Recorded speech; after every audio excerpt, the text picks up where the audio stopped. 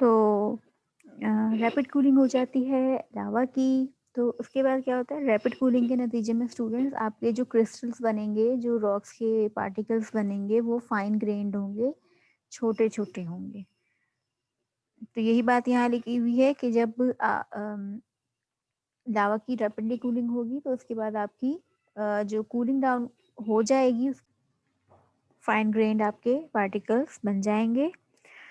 Extrusive igneous rocks में अगर आप देखें तो बेसॉल्ट आपकी आएगी, जो कि एक कॉमन एग्जाम्पल है। बेसॉल्ट स्टूडेंट एक मेजर कंपोनेंट है आपके ओशनिक क्रस्ट का, और ज़्यादातर मिड ओशन रिजेस में जो है, जो समंदर के अंदर आपको मिल रहा है, वो आपको बेसॉल्ट मिल रहा है। बेसॉल्ट क्योंकि बाहर आते ही उसे बहुत जो है वो कम टेम्परेचर मिलता है, जल्दी से रैपिड कूलिंग हो जाती है, तो जो पार्टिकल्स बने हैं वो आपके फाइन ग्रेन्ड होंगे। और कॉमन में आप ले लेंगे बेसॉल्ट। कॉन्टिनेंटल क्रस्ट में जो है वो ग्रेनाइट होता है ज़्यादा, और ओशनिक क्रस्ट में आपका बेसॉल्ट होता है। अच्छा, the extremely fast cooling of a lava extruded on the earth's surface results in the production of volcanic glass in which atoms do not have time to form a regular crystal lattice। ठीक है, याद कीजिए पिछले lecture में हमने बात की थी कि रॉक्स की डेफिनेशन में आपका कोल और वॉल्केनिक ग्लास जो है वो पूरा नहीं उतरता उसकी डेफिनेशन पर। वजह यही है कि जो कोल है उसका ओरिजिन ऑर्गेनिक है, लिविंग थिंग्स से है, नेचुरल है। और वॉल्केनिक ग्लास जो है वो जो मिनरल्स की डेफिनेशन होती है ना, कि प्रॉपर अरेंजमेंट हो मिनरल की, प्रॉपर एटम हो, रेगुलर एटम्स हो, उसको फुलफिल नहीं करता। तो इसलिए ये एक एक्सेप्शनल केस आ जाता है आपका रॉक्स में।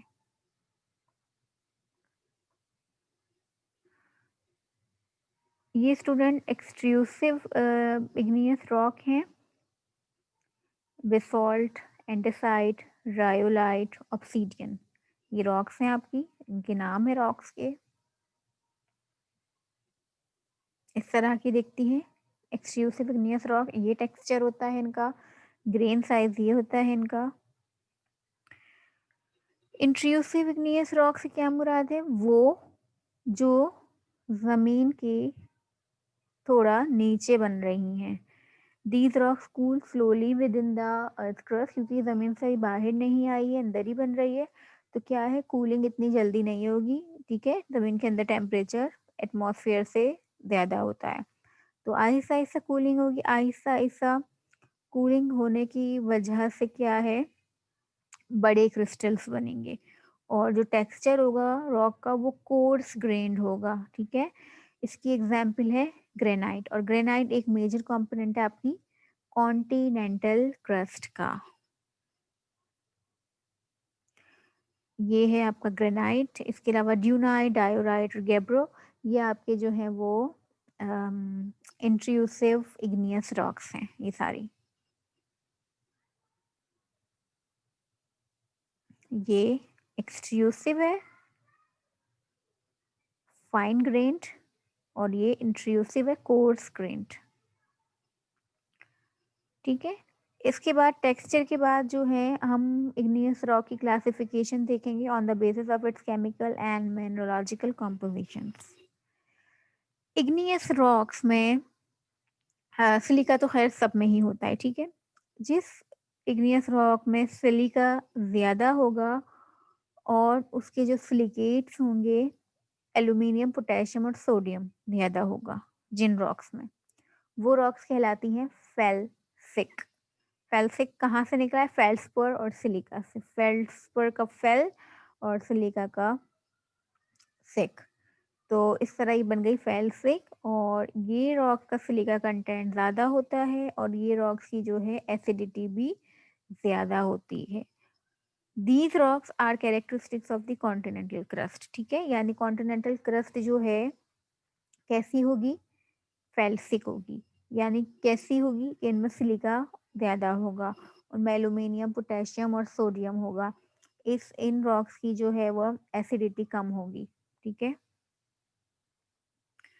सॉरी एसिडिटी ज़्यादा होगी, सिलिका ज़्यादा होगा तो एसिडिटी ज़्यादा होगी।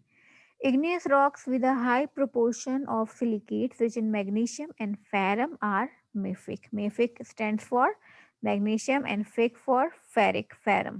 ठीक है, तो इग्नियस रॉक वो वाली जिसमें मैग्नीशियम और फेरम ज़्यादा, फेरिक ज़्यादा होगा, वो मेफिक कहलाएगी, जैसे कि आपकी बेसॉल्ट है, ओशियनिक क्रस्ट। इसके अलावा वो रॉक्स जिनमें एक्स्ट्रा लार्ज प्रोपोर्शन जो है वो होगा सिलिकेट्स का, मैग्नीशियम की और फेरम की, यानी बेसॉल्ट जैसी, वो मेफिक की बजाय कहलाएगी अल्ट्रा मेफिक। और आपका जो अपर मेंटल है स्टूडेंट्स, अर्थ के अंदर कोर है, कोर के बाद मेंटल है, मेंटल में भी जो अपर मेंटल है वो आपका, उसकी कंपोजिशन ज्यादातर अल्ट्रा मेफिक होती है। अच्छा ये देख लें, ये ग्रेनाइट है इंट्रूसिव और ये बेसॉल्ट एक्सट्रूसिव है, फाइन ग्रेन्ड, कोर्स ग्रेन्ड।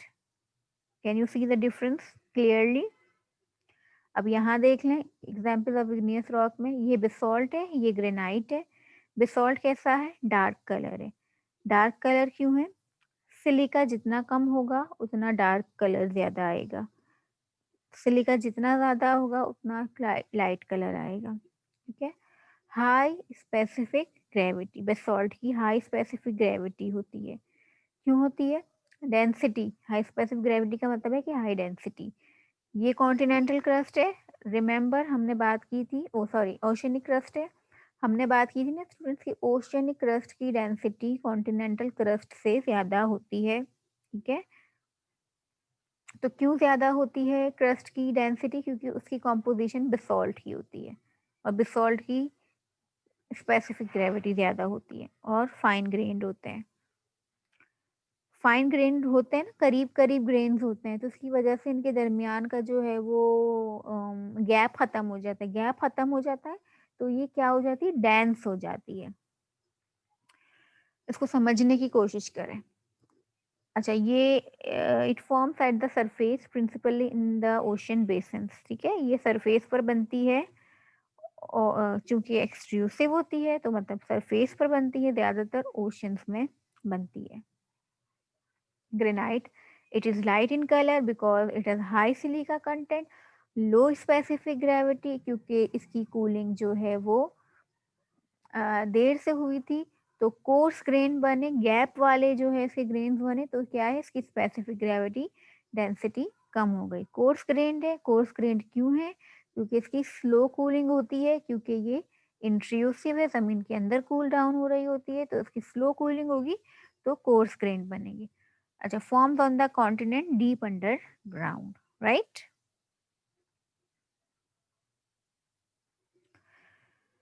अच्छा, इग्नियस रॉक्स क्या है, क्या थी? Formed from cooled solidified मॉल्टन material at और बिलो द सरफेस। ये क्लियर हो गया इग्नियस रॉक कैसे बनी? कूल्ड और सॉलिडिफाइड मॉल्टन मटेरियल जो जमीन के अंदर से आया उससे बनी, और या तो जमीन के ऊपर बनी या सरफेस से थोड़ा कुछ नीचे बनी। प्लूटोनिक को इंट्रूसिव भी कहते हैं और इंट्रूसिव को प्लूटोनिक भी कहते हैं। Cool below surface at great depths. ठीक है, ये आपकी कॉन्टिनेंटल क्रस्ट की बात हो रही है या आपके ग्रेनाइट की बात हो रही है। वॉल्केनिक एक्सट्रूसिव कूल्ड एट और near the surface through volcanic eruptions, और ये आपके बेसॉल्ट या कॉन्टिनेंटल बेसॉल्ट या ओशियनिक क्रस्ट की बात हो रही है। अच्छा स्टूडेंट, ये जो मैग्मा है जो कि बाहर आ रहा है और इग्नियस रॉक फॉर्म कर रहा है, वो कैसे बनता है? मैग्मा खुद कैसे बनता है, इसकी क्या कैरेक्टरिस्टिक्स होती है, वो क्यों ऊपर आता है? स्टूडेंट्स, रॉक जो है वो पिघलती तब है जब उसे ट्रिमेंडस हीट मिलती है। ठीक है, जमीन के अंदर हीट और प्रेशर उसे मिलता है, जिसकी वजह से आपकी रॉक जो है वो मेल्ट होकर मैग्मा फॉर्म करती है। अच्छा, हीट तो मैग्मा करेगी, ठीक है, हीट लिक्विफाई करती है क्योंकि टेम्परेचर ज़्यादा, लेकिन प्रेशर भी तो ज़्यादा होता है स्टूडेंट्स।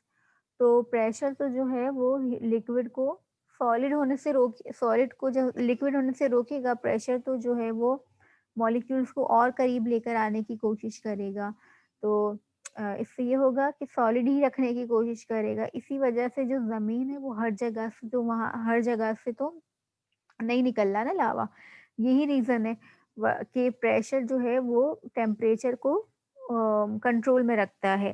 प्रेशर की वजह से टेम्परेचर की वजह से जो चीज़ें लिक्विफ़ाई हो गई थी, पिघल गई थी, प्रेशर ने उनको दोबारा सॉलिडिफ़ाई कर दिया। तो ये एक बैलेंस जो है वो ज़मीन के अंदर कायम रहता है, तब तक तो सब कुछ ठीक चलता है। लेकिन जब कभी ये बैलेंस ख़राब होता है, किसी जगह पर बहुत ज़्यादा हीट प्रोड्यूस हो जाती है या जो मैग्मा है ज़मीन के अंदर बहुत गहराई में, उसके अंदर कुछ ऐसे मिनरल्स होते हैं जो बहुत ज़्यादा हीट प्रोड्यूसिंग होते हैं और तो क्या होता है हीट प्रोड्यूसिंग ज़्यादा होते हैं स्टूडेंट्स, तो आपने कन्वेक्शन का पढ़ा था ना जब कभी हीटेड मटेरियल ज़्यादा होता है, तो वो हल्का हो जाता है, डेंसिटी उसकी कम हो जाती है और वो ऊपर की तरफ आना शुरू हो जाता है। तो ज़मीन के अंदर भी कुछ ऐसे ही होता है कि जब कभी मिनरल्स उसके अंदर किसी जगह पर ऐसी रॉक मौजूद है जिसको हीट मिल रही है तो वो लिक्विफाई होना शुरू होगी, लेकिन वो दोबारा सॉलिडिफाई नहीं होगी क्योंकि वो इतनी लाइटर है कि वो ज़मीन के ऊपर की तरफ माइग्रेट करना शुरू कर देगी।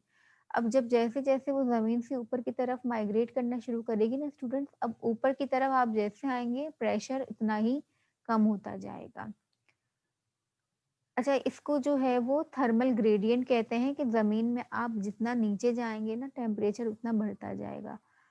It's around on average it's about 30 degree Celsius पर किलोमीटर। 1-1 किलोमीटर नीचे जाते जाएँ 30-30 सेल्सियस डिग्रीज़ जो है वो बढ़ते चले जाएँगे, ठीक है? मैं बात कर रही थी कि डेंसिटी कम होने की वजह से जब मटीरियल ऊपर आ जाएँगे तो ऊपर क्या होगा, उनका टेम्परेचर तो ज़्यादा होगा लेकिन ऊपर की तरफ ज़मीन में सरफेस की तरफ जैसे-जैसे आएँगे, प्रेशर कम होता चला जाएगा। तो इस वजह से फिर वो मैग्मा के ऊपर प्रेशर हटता जाएगा, तो वो फिर है इरप्ट हो जाएगा, बाहर निकल आएगा, वोल्केनिज़्म करेगा या इग्नियस रॉक्स फॉर्म करेगा। अच्छा, इसके अलावा इन्फ्लुएंस ऑफ वाटर भी मैग्मा फॉर्मेशन में अपना किरदार अदा करता है। ज़मीन के अंदर स्टूडेंट्स क्या है?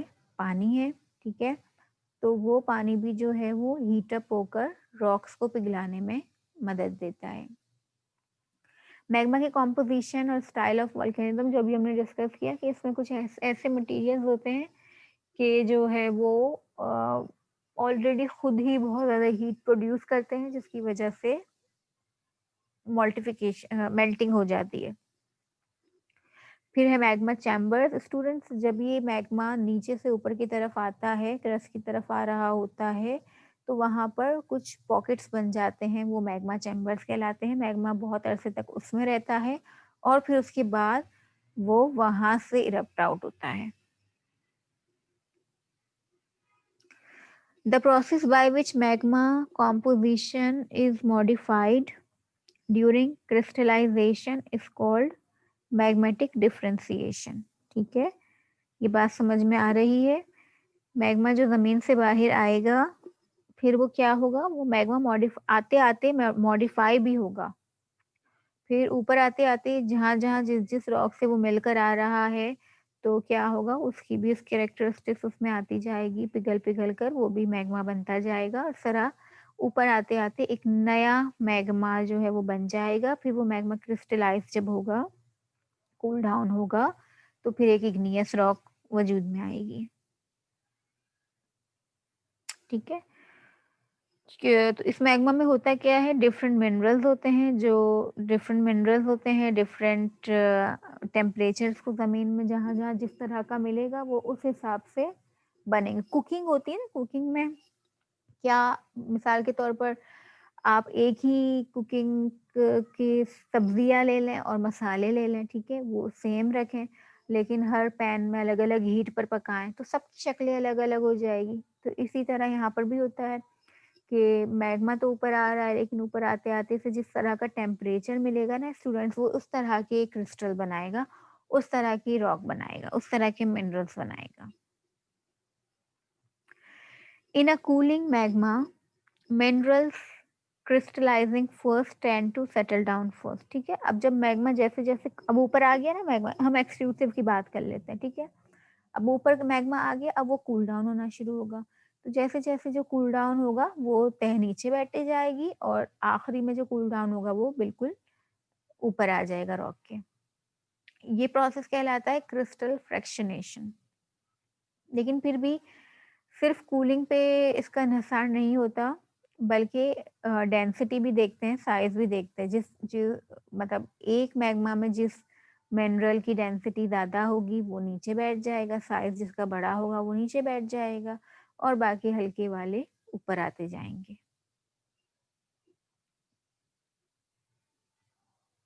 अच्छा, नेक्स्ट है स्टूडेंट्स आपके पास सेडिमेंट्री रॉक्स। इग्नियस रॉक्स की बात हो गई, उसकी टाइप्स भी देख ली, मैग्मा देख लिया, अब आप सेडिमेंट्री रॉक्स की तरफ आ गए हैं।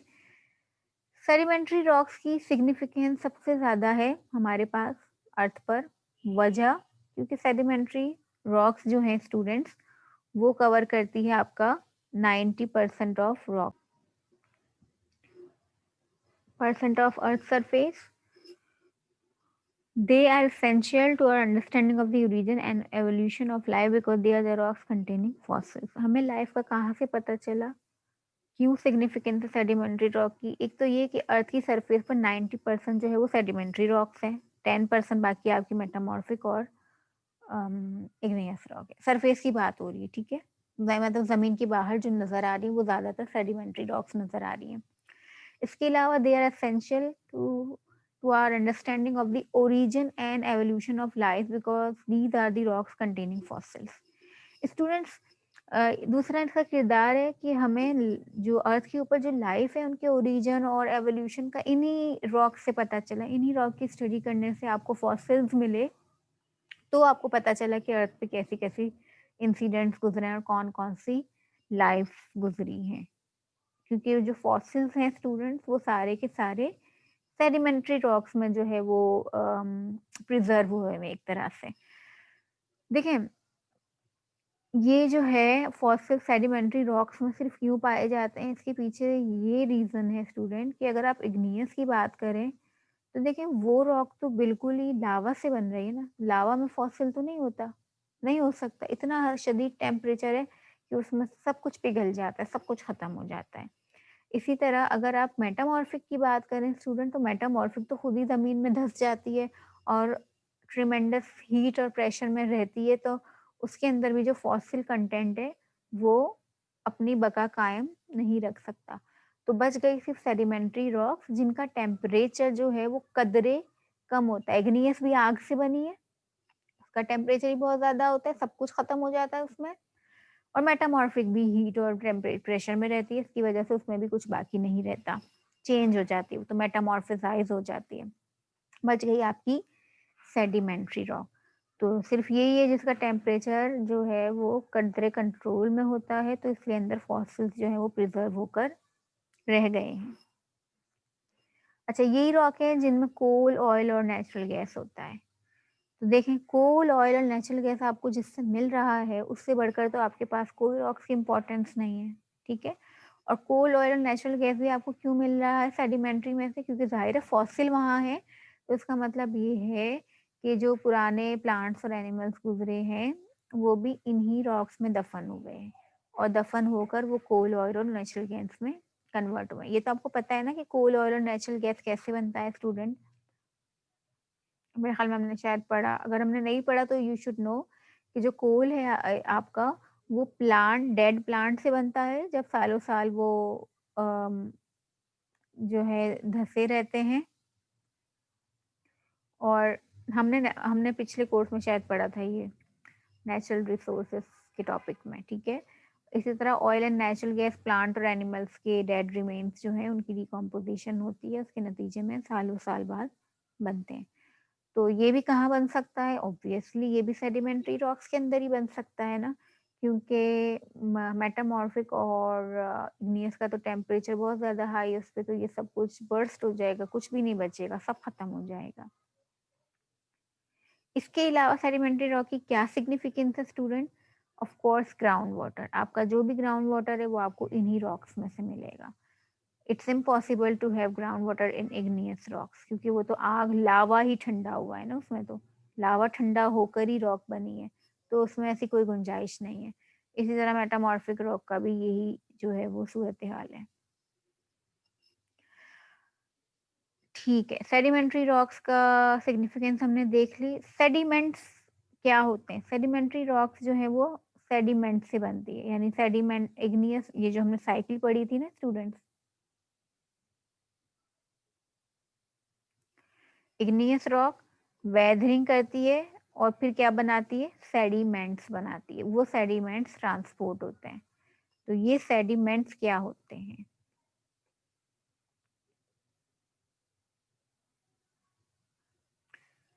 ठीक है, सेडिमेंट्स की अगर एग्जांपल देखें तो बीच सैंड आपने देखी है ना, समंदरी रेत, बस इसी तरह ग्रेवल्स बड़े, कुछ साइज में बड़े, and the fine particles desert जैसे। ठीक है, हर साइज के जो है वो सेडिमेंट्स बन सकते हैं, बड़े बड़े भी साइज के हो सकते हैं और छोटे फाइन पार्टिकल्स भी हो सकते हैं। दे आर स्टिल सॉफ्ट अनलिथिफाइड, ये अभी नर्म होते हैं, अनलिथिफाइड होते हैं, अभी रॉक में नहीं बने, सिर्फ जर्रात है लूज हालत में। अच्छा, sediments can be classified into two broad categories. वो ब्रॉड कैटेगरीज क्या है? Solid matter and ions in solution.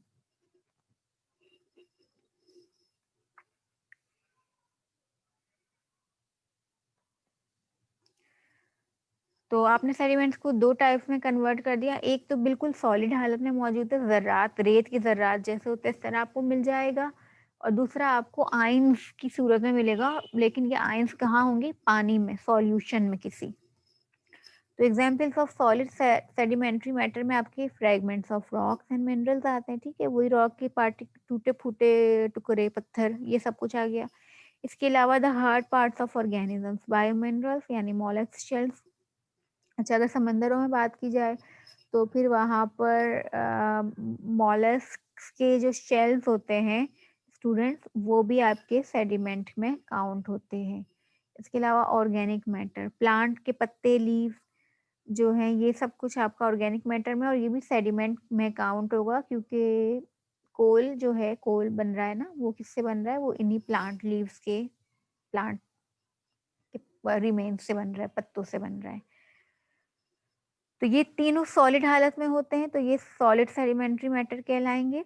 इसके अलावा आयंस, सोडियम, पोटेशियम, कैल्शियम वगैरह, कार्बोनेट्स, आयन, ये सारे आयंस पानी में जो मौजूद होंगे और उनसे कोई रॉक बनेगी, ठीक है, तो वो आपका आयंस कहलाएंगे। सेडिमेंट्स कैसे बनते हैं? ऑफ कोर्स वेदरिंग से बनते हैं। रॉक जब टूटती है, वेदरिंग होती है, तो सेडिमेंट्स बनते हैं। तो sediments form by destruction of pre existing rocks. ठीक है, the destruction process is called rock weathering. एक अच्छी बनी बनाई रॉक है, इसकी डिस्ट्रक्शन हो गई, जर्रात मिलना लगे, टूटने लगे, तो वो अब रॉक वेदरिंग कहलाएगी। Two types of weathering can be distinguish, physical weathering and chemical weathering. Weathering को हम डिटेल में पढ़ेंगे, इसलिए मैं अभी इसकी तरफ नहीं जा रही। ठीक है, ये दो तरीके से उनकी वेदरिंग होती है, वो हम बाद में डिटेल में डिस्कस कर लेंगे। How do sedimentary rocks form? Students, ये सवाल जहन में आता है, मिसाल के तौर पर समंदर की रेत है ना, जैसे बीच बीच सैंड जो होती है, साहिलों पर जो मिट्टी होती है, कैसी होती है? नर्म और नाजुक सी, मुलायम सी है, अगर आप उसे हाथ में ले, यू कैन फील दैट।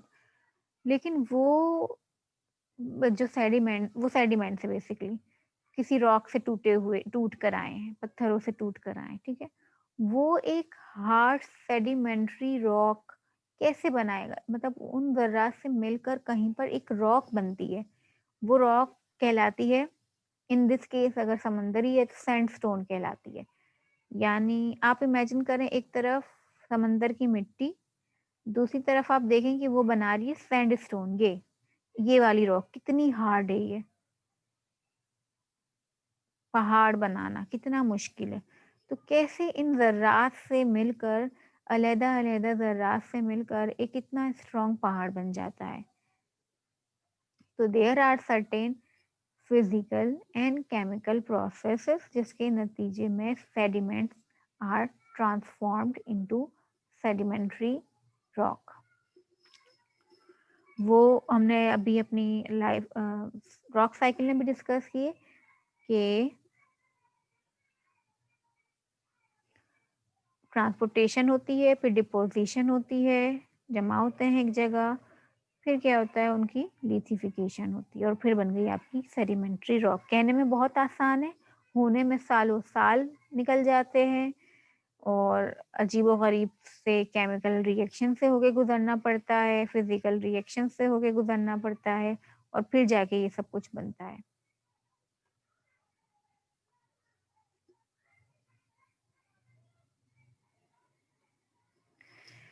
तो क्या होता है, प्रोसेस कैसे है देख लें।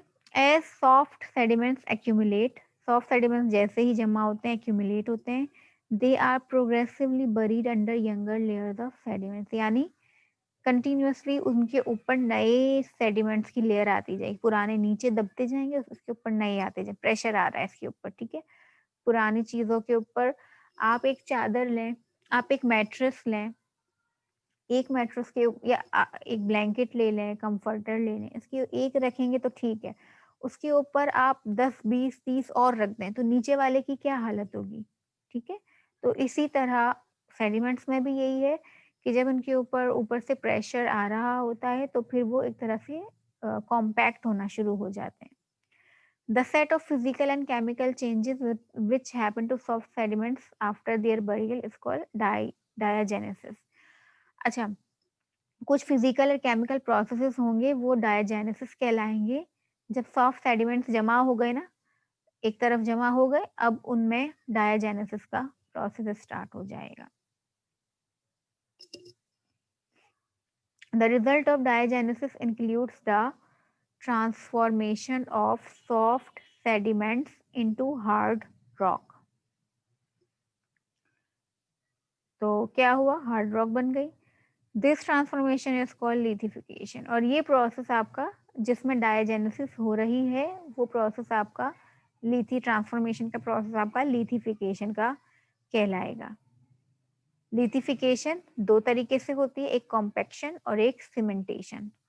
कॉम्पैक्शन में क्या होता है, as sediments are buried deeper and deeper under younger sedimentary layers, the pressure and temperature increases, sediments are squeezed, compacted, the space between sediments grains get smaller. compaction में क्या हो रहा है students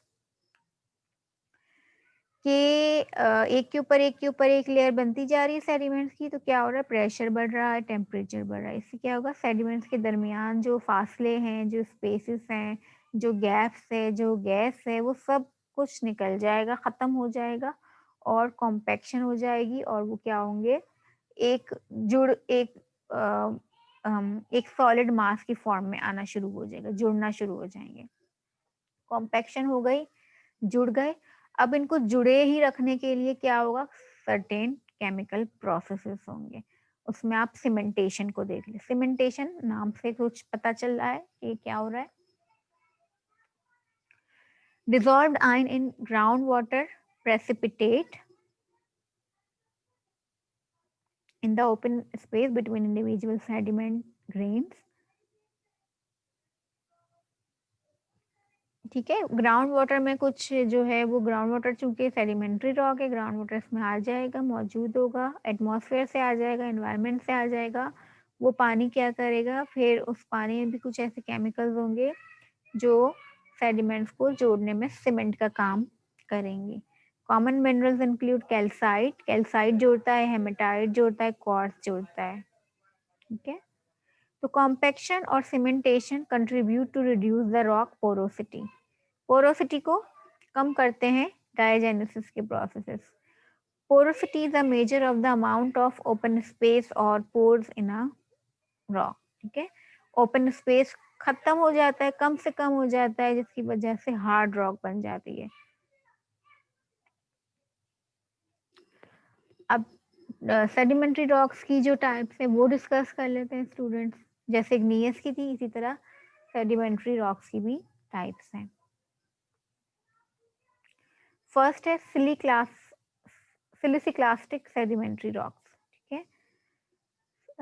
Siliciclastic sedimentary rocks are composed of fragments of rocks and minerals, fragments of rocks और minerals से बनी हुई है, ठीक है, डायरेक्ट।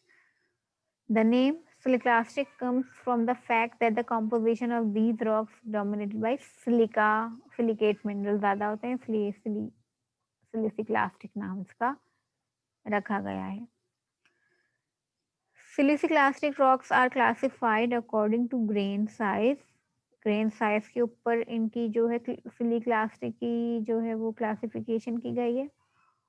अगर कोर्स है ग्रेन, कोर्स ग्रेन्स हैं, मोटे हैं, तो वो रॉक कहलाएगी कॉन्ग्लोमेरेट। मीडियम ग्रेन साइज है तो सैंडस्टोन कहलाएगी। बहुत फाइन है तो शेल कहलाएगी, ठीक है।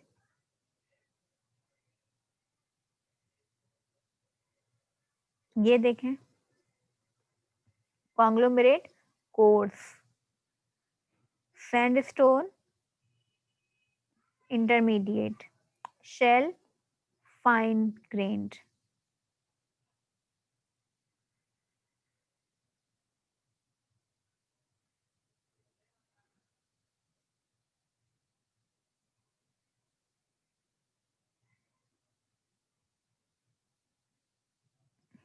उसके बाद नेक्स्ट जो टाइप है या क्लासिफिकेशन है सेडिमेंट्री रॉक की, वो है बायोकेमिकल सेडिमेंट्री रॉक्स।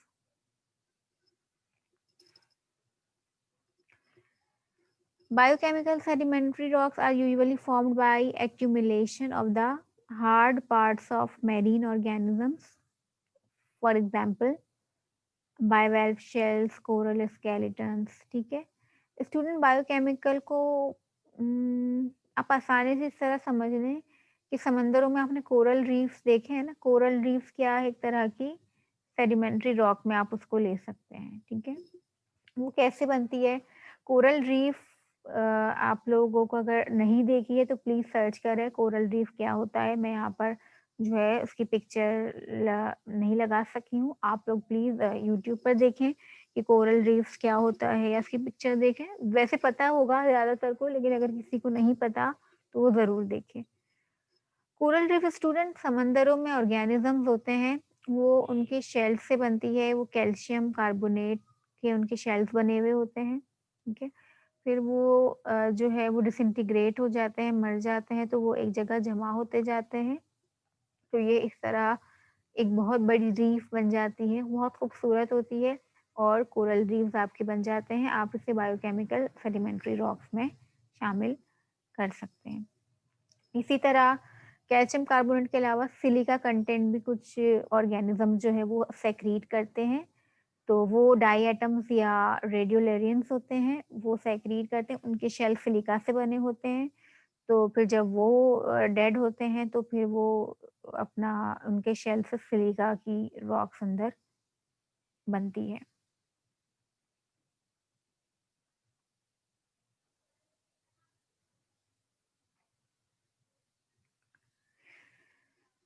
स्टूडेंट्स इसके अलावा केमिकल सेडिमेंट्री रॉक होती है, ये आपके जो हम दो टाइप पढ़ी है ना सेडिमेंट्स की, कि एक सॉलिड मैटर होता है, एक आयंस होते हैं, तो ये आयंस से बनती है। आयंस जैसे नमक है ना, NaCl, नमक पानी में घुला हुआ होता है, फिर क्या होता है एवोपोरेशन होती है, और एवोपोरेशन के नतीजे में पानी अलहदा हो जाता है और नमक अलहदा हो जाता है। फिर वो नमक कहीं पे सेटल्ड होना शुरू होता है और वो फिर वहां पर वो एक नई रॉक फॉर्म हो, मतलब वो ये नमक कहाँ से आया, एवोपोरेशन के नतीजे में आया, एक केमिकल प्रोसेस के नतीजे में आया।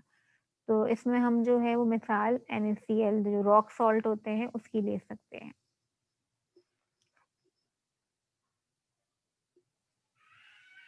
इसके अलावा organic sedimentary rocks, student organic sedimentary rocks वो है जो ऑर्गेनिक मैटर की डिकम्पोजिशन के नतीजे में बनती है, यानी ये जो कोल है आपका, ये जो बनता है वो इस वाली रॉक्स में बनता है। Organic sedimentary rocks are formed by accumulation of organic matter, for example plants, ठीक है। Usually organic matter is quickly decomposed by bacterial activity. However, in particular settings which are characterized by high rate of accumulation of organic matter and low levels of oxygen, organic matter can be preserved and accumulated. अच्छा, आमतौर पर क्या होता है, कोई dead body है, वो अगर डेड हो गई, कोई बॉडी डेड हो गई, प्लांट की हो या एनिमल की हो, तो क्या होता है, उसकी बैक्टीरिया आ जाते हैं और डिकम्पोजिशन शुरू कर देते हैं, तो वो खत्म हो जाती है, डिकम्पोज हो जाती है, ज़मीन में शामिल हो जाती है। लेकिन समटाइम्स ऐसा होता है कि वो किसी रॉक के अंदर इस तरह होता है कि डिकम्पोजिशन हो नहीं पाती पूरी तरह से, और वो ऑक्सीजन कम है या कोई और मसला है, या बहुत ज़्यादा ऑर्गेनिक मैटर जमा हो गया है, तो फिर वो ऑर्गेनिक मैटर डिकम्पोज नहीं हो पाता, बल्कि ज़मीन के अंदर प्रिजर्व हो जाता है, सेडिमेंट्री रॉक के अंदर प्रिजर्व हो जाता है। अब प्रिजर्व हो गया ना, तो फिर अब वो वहाँ क्या बनाएगा, कोल बनाएगा इन द लॉन्ग रन। लेकिन सबसे पहले वो क्या बनाएगा, पीट बनाएगा। पीट जो है वो प्लांट से बनता है, यानी प्लांट की गली हुई हालत जो होती है वो पीट होती है। पीट फिर क्या होता है, पीट मज़ीद जो है, पीट के ऊपर और सेडिमेंट्स आते गए, नीचे पीट जाता गया, उसके ऊपर यंगर सेडिमेंट्स आते गए, तो अब वो क्या हो, पीट जो है वो दब गया, धँस गया, और अब वो लिग्नाइट कहलाएगा। वो लिग्नाइट क्या है, कंप्रेस्ड पीट, जो है वो दबा हुआ पीट, कंप्रेस्ड लिग्नाइट कहलाएगा।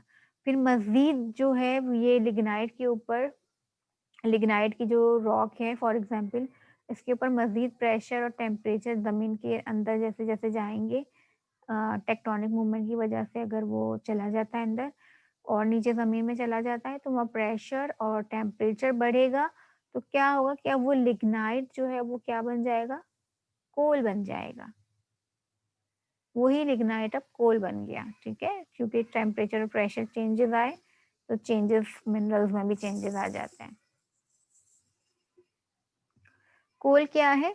कोल is a complex mixture of mineral matter and organic carbon compounds, ठीक है?